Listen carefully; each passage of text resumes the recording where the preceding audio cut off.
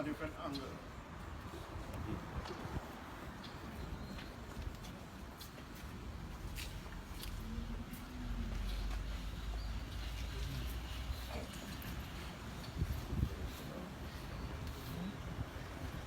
Good morning.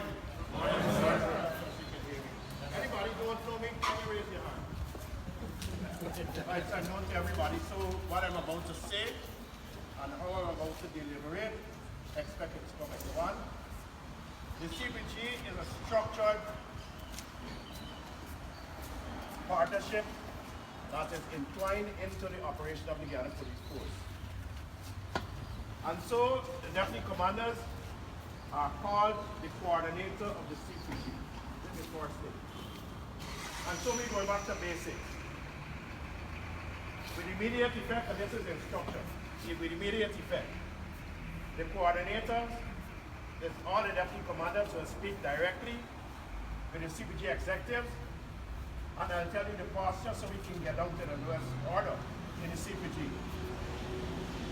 Got the instruction passing with immediate effect.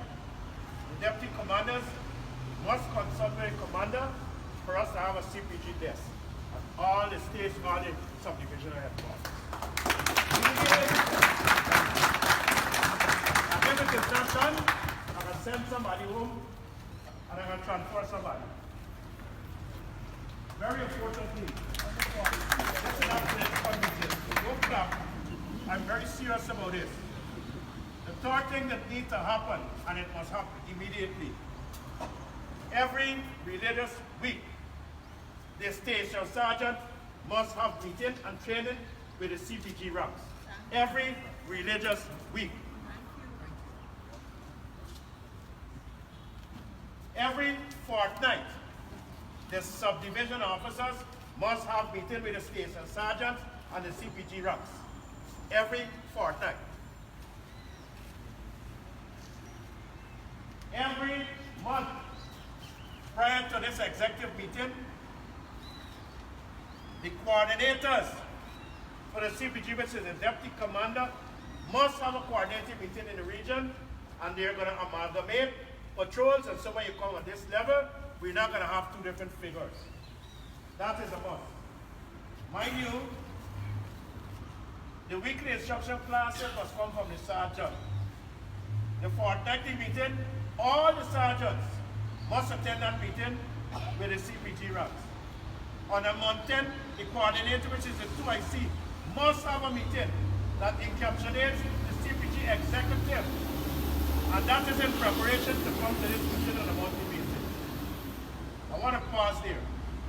There's a reason you were exposed to the senior echelon of the Ghana Police Force, meaning the executive leadership team.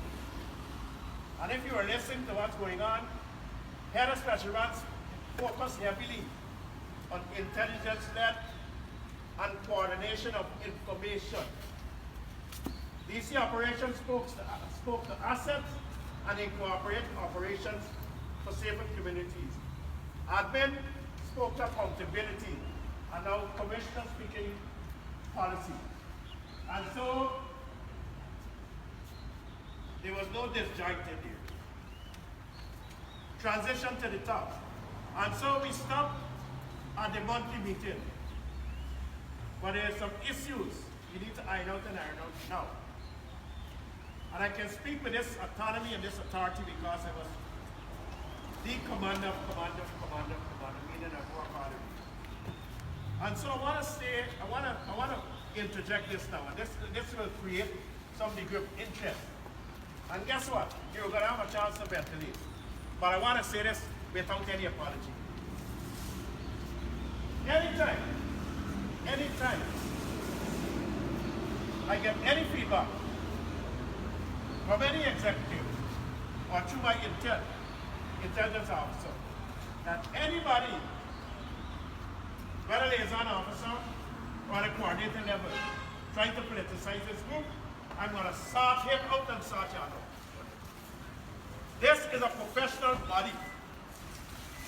Again, I'm going to sort him out and I'm going to sort you out. The liaison officers, let me remind you, we have a constitution. We wrote it, so I know it. The liaison officer is supposed to be somebody that's reputable. And he's supposed to possess the qualities that he can influence prominent persons within a community that has control of the community. Hence, they're integrated into a community policing body. And they are to mitigate against any issue escalating within the communities and by extension, channel the information to the police before they escalate. The community policing is supposed to have patrols working in conjunction with the police to legitimize it. After a period and efficiencies grows, the general process of the synergy is realized. We're going to start looking at firearm training for the CPG, and we're going to house the firearms at the TSU until capacity is built and we're ready. Then we're going to send the firearms to the regions in which you work, and so it will be managed within the patrol sector. And so if there's no teaching, there's no learning. And if there's no learning, there's no synergy. And professionalism comes through a process of learning, integration, mentorship, and every other facet we can talk about. Now, I want to speak specifically to the liaison officer. I'm not sure if any and everybody can make decisions outside of the Constitution. But under my leadership, things must be done one way. There's a right way. And I have no fear of contradiction. And I was expecting Das to be here because I wanted to tell him some things in front of you all. But he's not here. And so your direct command comes from deputy commanders, the coordinators. It is part of our policing structure, the organization structure. But a liaison officer, let me just caution you all. You're either in or you're out. Let me go this again. You're either in or you're out. There's no part of the constitutions telling you all that you gotta wait until somebody in some position gives you permission for it to realize a new group. That is the coordinator's responsibility with a liaison officer to form new CPG groups. And things must make sense to some of you. Because the main idea that somebody is telling you that he has to give permission and he got to be present for a group to form. We have 10 administrative regions in this country. How in heaven's world you going to touch all the administrative regions? What budget you have to do that? Things must make sense. And soon as read, you have to put down there's something outside of the Constitution. How in heaven's world one coordinator could travel this whole country? Where are you getting the budget from? And what time span are you going to do that to increase the number of groups? Hence, there is a structure in point from Larry Lewis's days. And we are going to go back to that structure. But look at this. What are we achieving here? Why this partnership effort? So we can have safer communities. Imagine your children coming up in a polluted environment. It's going to stifle the growth. And so what we're trying to achieve here through this partnership effort is for us to have safer communities so that children can grow in an environment that is conducive for them to achieve their full potential. We cannot be selfish. We've lived our life. And we have to create an environment for the youth to develop capacity. Or else we're not going to be fair leaders of tomorrow. And I don't want to be a part of any non-focused, non-right thinking person. And so, benefits. And this is where the coordinators, the deputy commanders, and y'all are kind of torture-walking, y'all get some turpentine too.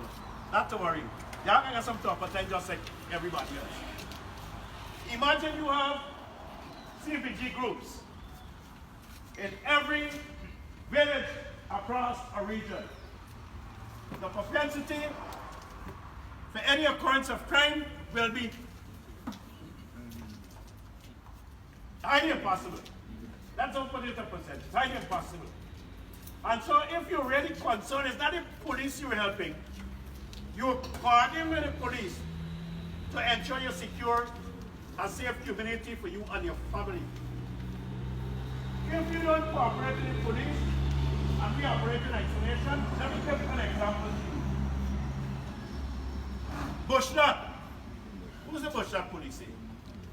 What village you from? Stand up, man. There's the village of man, Bart Settlement. Sit up. Now, I'm going back to some experience and examples for you to understand. When I took over the helm of Boris as the commander, Bart Settlement is there, right? There was a highly, in fact, the group was so politicized that I thought somebody to run for president. And so everybody fighting to park the people vehicle in front of the gate. And everybody want to drop the children in the CPG vehicle. And when they reached to the level of the executive, well, which wasn't coordinated properly because they didn't know them, it shaped non-progressive conversations. Never tone it up. But I want to tell you this. Bart Settlement, if all of you here happen to be living in Bart Settlement, and now you have cooperated with the police, and there's a report of some crime, the time the police can look to find that location, things will happen. Now imagine you from Bart Settlement on the same patrol with the police. You have local knowledge, and so you know your community. And so rather than having the police search to find the location, we can move from point A to point B, and that's going to improve our response time. It's going to mitigate against escalation of crime. It's going to give us success. And mind you, HSB reminded you about Section 2 of the Constitution. It's everybody's business, correct? And so starting from today, it will be a dawn of a new era where we go back to basics and we are going to fix it. We are going to fix the structure. And so I'm mandating just to test the status quo. I am mandating now the coordinators in the form of deputy commissioners, and you are going to form in every sub-divisional district. We're going to start off with, by the time the next meeting, across the 10 administrative, the 12 police administrative regions, y'all are to form 2 new policing groups in every subdivision.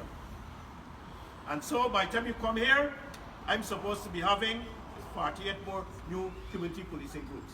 And anybody, and this is coming from both sides, anybody, whether executive or anybody try to stymie that development, I want to know.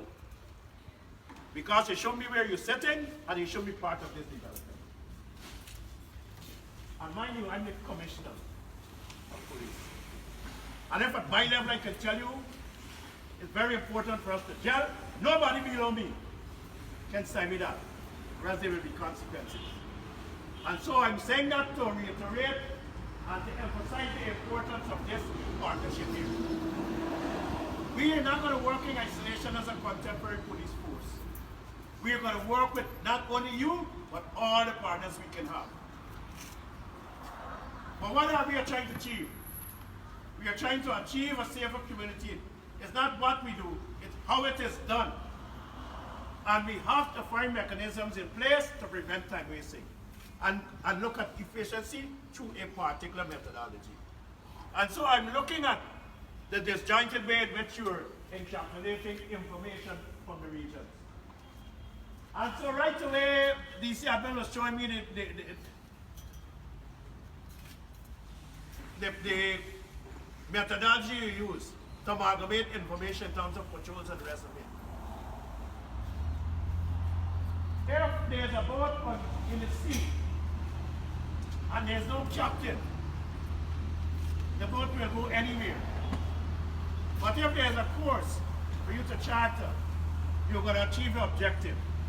And so the farms must be redesigned to capture not only patrol, but activities that warrant intervention.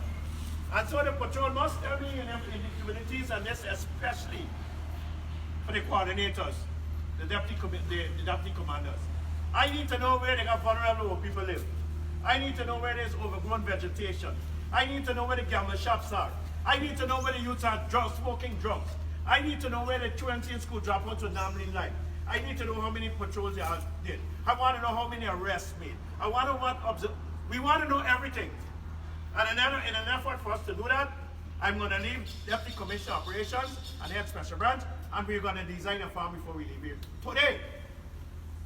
And when the farm is adequately designed, I have confidence in the two people that I've instructed to deal with this formation. And so when this is done, Mudram, you and what? You have a chance to discuss. You and what? You're going to have them printed out, give to the coordinators, which are the deputy commanders, and they're going to print and keep. So in circulation, they will give everybody money so they can have it multiplied too. And so we're going to garner information in a structured way, and we're going to have more successes. We cannot burn fuel to patrol without a direction. You're patrolling an area that is adequately quiet, patrol an area that needs your intervention within the community. And that is simple as management. And that's why we're asking for the information, so we can do an analysis to see where we have problems and where we don't have problems. And so that when we deploy, we're going to be very effective.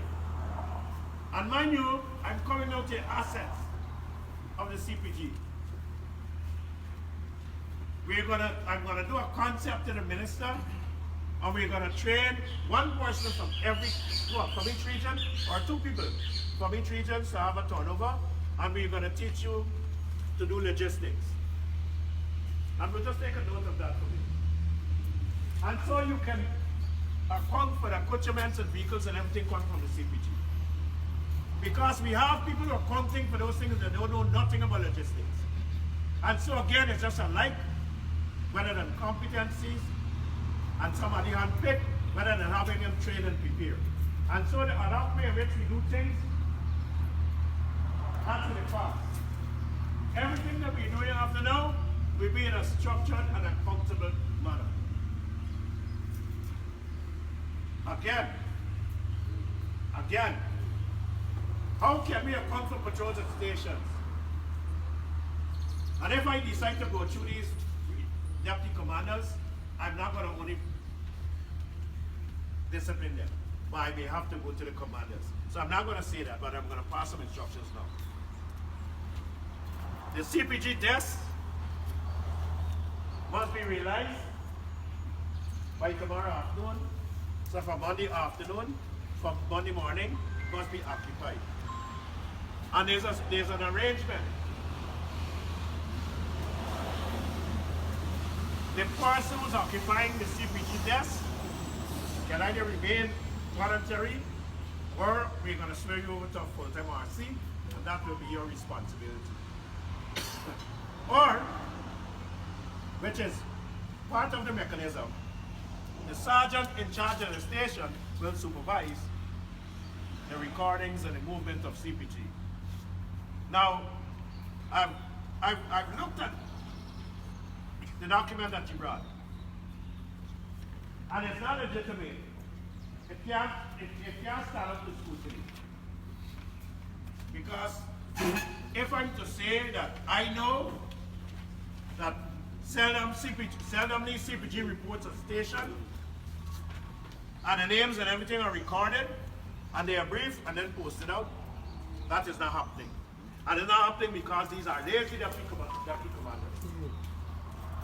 And so if you were going to tell me, yes sir, it's happening here like a pea in the ocean. Because one station doing it, and you got 125 other stations not doing it. You're not making sense. And we're speaking standardization across the board. So again, from today, deputy commanders. And I'm speaking here with conviction. The station sergeants must be called in immediately to accommodate the CPG rep. And the CPG rep must call in, be accounted for, be briefed, recorded in the diary, and the patrol must be. And so let me knock some sense into these deputy commanders. Because you listen to the junior ranks saying a lot of things that don't make sense, and they said you stop it or rebuke it, you're endorsing it. And so, let me tell you something. The CPG don't need us like we need them. Let me go again. The CPGs don't need us like we need them. We have our core function as police, but they are living in the communities in which we police. And it's obvious that we need them as partners to understand what is transpiring in the communities. We cannot depend on our mechanisms only. And so I want to say it now, and I want to make it clear. The CPG cannot take the work of the police. And so starting from today, you must have that register into the head of the constables, who are the broader side of the pyramid and who are interacting with them more often than ever. The subordinate officers. It's at that level we're getting conflict with members of the CPG. The CPGs are here to help, not to take over. And that must be endorsed. And I'm getting the devil's job. I told you I'm not at a political meeting. Don't come. I'm very angry that we have to come at the senior level to deal with this and the deputy commanders. And you are focused on the wrong things. And so from today, you are going to do your work. And Brutus, please buy a new fountain in Fargo. Don't wait for them. You know, let me digress a bit. When I was young coming up, I attended Montreal school. And when I was preparing for CXC, my father was the Marine Superintendent of Transport and Harbors. And at 14 years, I prepared for CXC. And my mother used to put some lash in me just in case if I behave bad. Me behave bad, yeah? And so then was our kind of officer, sergeant, inspector, corporal punishment. They got no punishment now. Because, well, of course, it's contemporary, and the one thing remain constant, their life has changed. But Brutus, the similar concept I like you to use has happened. Write all of them and remind them of the responsibility. And so after that, we're going to be singing some songs. And by the way, the force is changing. From the government, we get gold scholarship.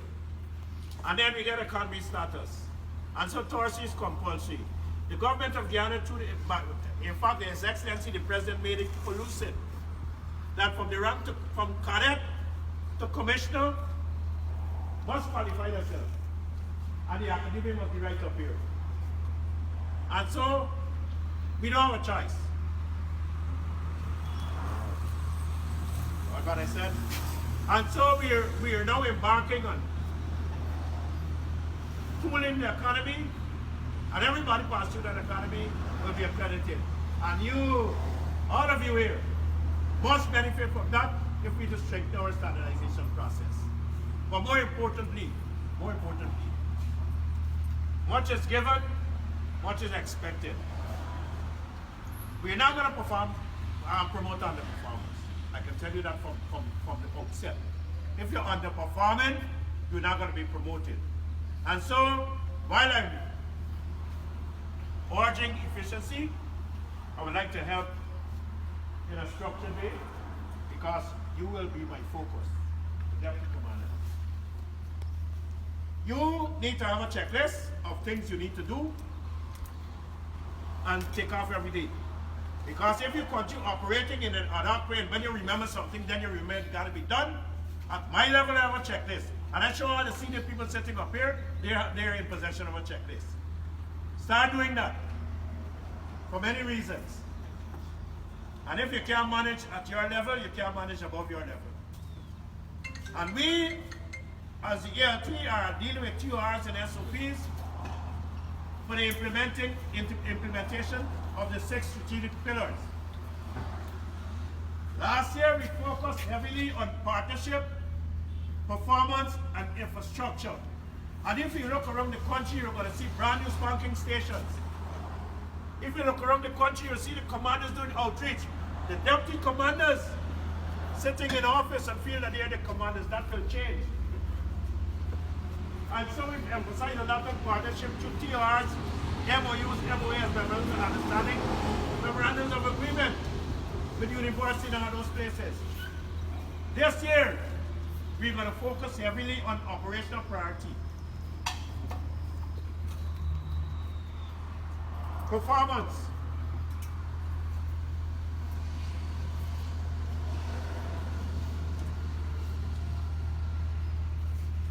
is ethical standards.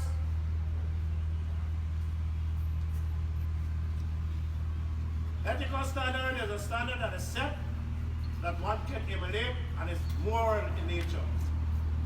Meaning, whatever we do at this level, that will be translated to the junior level. And so the last pillar I want to refer to, that subsumes all the other pillars, is professionalism and accountability. We must have value for money spent. And I noticed in CPG you have a budget, but care and attention must be paramount whenever you have your assets coming to you. Similarly, deputy commanders, accountability, accountability, accountability.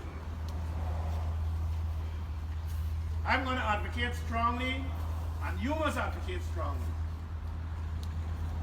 for you to have your uniforms in place whenever you're patrolling by night. And at a ministerial level, I'm going to justify to you why you need to do that. We don't need to have police in uniform and CPG ranks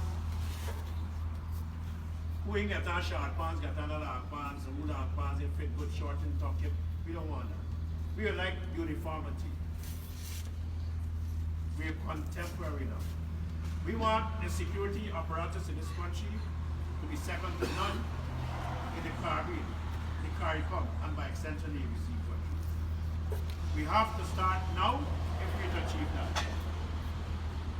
I applaud the work that you've been doing. I applaud the efforts you made to come down here. But I want to applaud the success that we're going to have from now, because we put everything into perspective. There is always grapevine information in management. That is called the broken line, or the backdoor information. You have, coming outside of the structure, HSBs, cell number. I would like you to do the same thing for operation, because he has responsibilities to see the commanders for performance within the regions. And so, Budram, please give them your number. Budram, give them your number. 660 073. Everybody get it? Got it, turn up your volume. 620 65 24. 620 6524. Use the one, use the one. 6524, this is Budram, Deputy Commissioner Operations.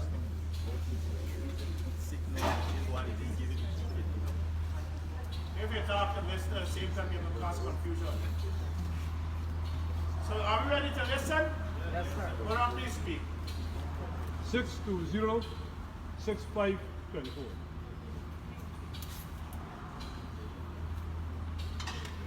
Right. I want to pause here, and I really want to hear problems. What are some of the problems underpinning efficiency, underpinning coordination, underpinning a close relationship, and every other problem that you have that preventing us from growing with a lot of people. We're supposed to have by now, because we're in existence for only 3 years. And the CPG, based on the Leary principle, you were in existence for more than 30, 40 years. Why we don't have CPG in every village yet? I was in Barbies and asked him, every village you walk, you see CPG people in uniform, and so Barbies crime gone zoom. Tell me what are some of the problems, and I said it then, and I'm going to say it again. The coordinator and the liaison officers with the executive are required to form the groups. When the groups are formed, there's a mechanism there for the information of the commissioner and the minister. I'm not going to say that again. The floor is open for you now to say what the problems